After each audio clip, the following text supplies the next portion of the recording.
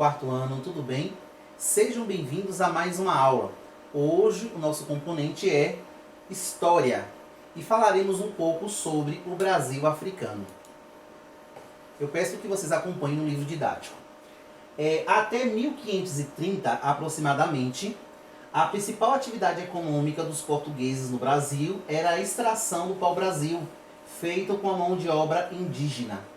Nesse período, os portugueses decidiram iniciar a colonização do território, com o cultivo da cana-de-açúcar e a produção de açúcar, que era vendido na Europa.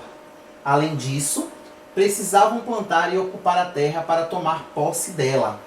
Caso contrário, outros povos europeus viriam se estabelecer aqui, como pretendiam, por exemplo, os franceses e os holandeses.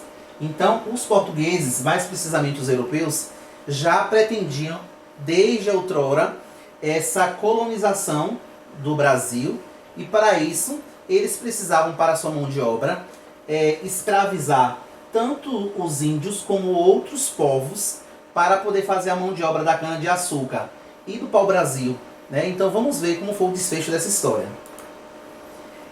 Como a atividade açucareira no Brasil tornou-se muito lucrativa, os colonizadores buscaram ampliar a produção. Para isso, era preciso dispor de mais trabalhadores nas lavouras de cana-de-açúcar e nos engenhos. Os portugueses passaram a usar a mão de obra escravizada, trazida de diferentes regiões da África. Esses homens e mulheres possuíam línguas, religiões, habilidades e costumes diversos. Então, desde o início da colonização, que eu já mencionei, os portugueses, com o aumento da produção da cana-de-açúcar, tiveram que buscar mais mão de obra. E onde foi que eles recorreram? À África. Então foram buscar africanos. Já tinha, a priori, os indígenas, que eles já escravizavam e já faziam a mão de obra no pau-brasil. E aí foram buscar mais, com o aumento da cana-de-açúcar, buscar mais povos, que foram os africanos, para ajudar nessa mão de obra. Lembrando que, assim como os indígenas, os africanos eles tinham línguas, religiões, habilidades e costumes diversos. Então houve essa mistura, essa diversidade de cultura, na medida que todos esses povos foram reunidos para essa produção de cana-de-açúcar. Nem sempre as pessoas migram por escolha delas. Os africanos, por exemplo, não migravam para o Brasil por vontade própria. Eles foram trazidos à força para servir de mão de obra nas lavouras e em outros tipos de trabalho. Então, assim como os indígenas inicialmente foram escravizados não por vontade própria, os africanos eles não migravam da África para o Brasil porque eles queriam.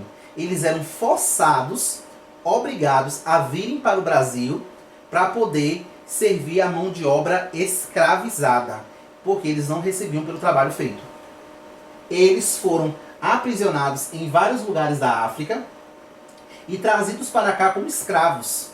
Vinham nos porões escuros e abafados dos chamados navios negreiros. Então, através dos navios negreiros, todos os africanos vinham deportados para poder trabalhar na cana-de-açúcar e serem escravizados.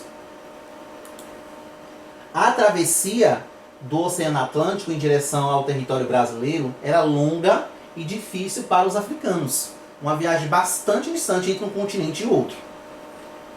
As condições de higiene dos navios negreiros eram péssimas, principalmente em razão do calor e da enorme quantidade de pessoas viajando juntas. Então eram vários escravos acorrentados que vinham junto nos porões desses navios negreiros. A alimentação era muito pobre em nutrientes. Por isso, muitos escravizados acabavam morrendo antes mesmo de chegar ao seu lugar de destino. As doenças contaminavam rapidamente os africanos e os sobreviventes chegavam bem fracos aos portos de desembarque. Uns chegavam fracos e outros acabavam morrendo por conta das condições de higiene, as condições de alimentação, mesmo porque eram muitos escravos em um mesmo espaço onde não tinha essa capacidade para se transportar, e a viagem era muito longa. De um continente para o outro era bastante, e era bem longa essa viagem. Aqui nós temos uma imagem, os negros no porão do navio, uma gravura de Johann Moritz Rugendas, de 1821 a 1825. O Brasil foi a última nação das Américas a abolir a escravatura. Então aqui estão todos os negros que estão sendo transportados no navio negreiro, e observem como eles estão amontoados, né? Uns sobre os outros deitados sobre os outros, numa condição péssima de vida para poder fazer essa travessia de um continente a outro. Para diminuir a dor da separação, muitos africanos acabavam criando laços de amizade ainda dentro dos navios com pessoas até então desconhecidas, que também haviam sido escravizadas. Essas pessoas passavam a chamar umas às outras de malungos, palavra que quer dizer companheiros de viagem ou companheiros de sofrimento. Então, uma vez que eles eram separados de seus familiares, então já no navio negreiro, eles passam a criar esse vínculo, né, de sofrimento e de companhia de viagem, né? E aí a gente se pergunta se era mais companheiros de viagem ou se poderíamos chamar mais ou menos companheiros de sofrimento, porque eles sofriam muito até chegar ao Brasil. A amizade entre os malungos teve um papel muito importante para diminuir o sofrimento dessas pessoas e também ajudou a preservar a cultura africana no Brasil.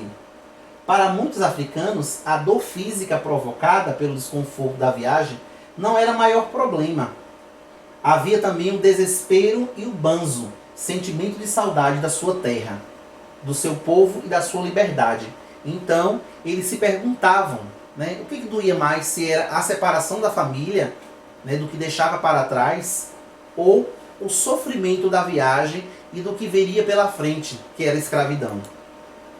Ao chegarem ao Brasil, os africanos escravizados eram vendidos aos senhores de engenho e às outras pessoas que procuravam mão de obra escrava. Na maior parte das vezes, cabiam aos escravizados trabalhos muito duros. De 1550 até 1850, isto é, durante 300 anos, olha quanto tempo aí, viu? Cerca de 4 milhões de africanos escravizados foram trazidos à força para o Brasil. Imagine aí o quantitativo de 4 milhões para o Brasil, para mão de obra escravizada, para trabalhar em engenhos, para trabalhar na lavoura de cana-de-açúcar, dentre outros, na plantação de café e assim sucessivamente. Em 1850, o tráfico de escravos na África para o Brasil foi proibido por lei. Não era mais permitido trazer africanos escravizados para serem comercializados no Brasil, mas ainda era possível comercializar escravos que já estivessem no país. Não se poderia transitar mais, trazer de um país ao outro, mas os que estavam no Brasil já, esses poderiam ainda ser comercializados. O tráfico de escravos foi permitido durante tantos anos porque dava lucro àqueles que o praticavam e porque muitas atividades econômicas dependiam do trabalho escravo. O trabalho feito pelos africanos escravizados produziu riquezas por um longo tempo de nossa história. É óbvio que os portugueses, os europeus, eles não se davam o capricho de fazer o esforço físico. Então, a esses cabiam só o manejo de mandar, de acompanhar o serviço, e essa mão de obra era feita pelos indígenas e os africanos.